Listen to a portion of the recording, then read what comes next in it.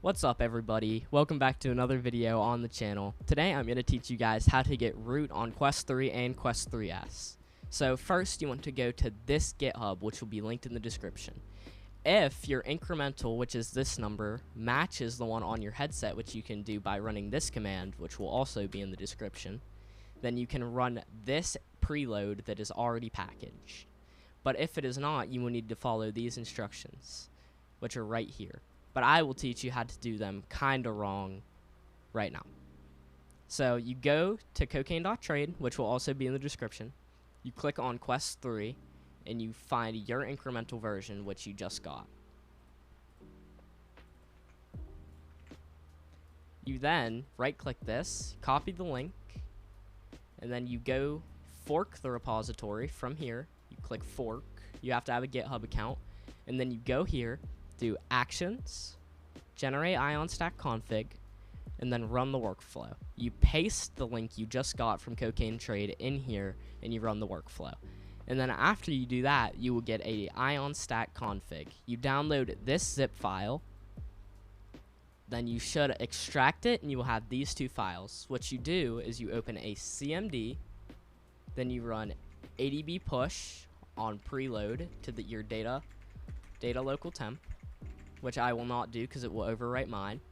Then you also will run the same command on the ion stack config. Data local temp. Okay, after you have these files pushed, you want to run adb shell chmod +x / data local temp preload. After you do that, you want to run adb shell / data local temp preload. This will execute this, but I am not going to run that, as when I open my adb shell, I am already root. But after this completes, it might crash your headset a few times, but just restart and try again, and it'll eventually work. After you do that, it will automatically put you into this root shell.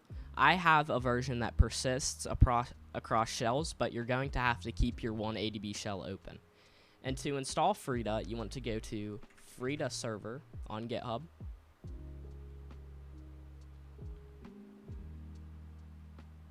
And then you want to do show all.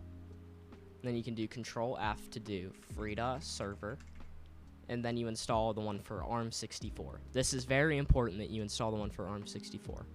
But after you do that, you want to come to where it installed, the Frida server. You want to come in here and you want to rename whatever file it gave you to FRSR.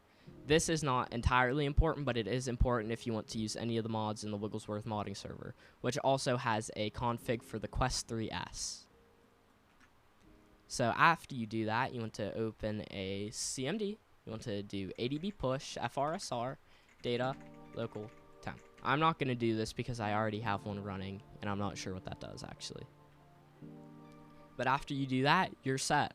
This Discord will be linked in the description. This has bunch of different mods like Monkaroon and Lethal Ape Redux with a Scary Baboon mod on the way. But that's pretty much it. If you need any help, just leave a comment.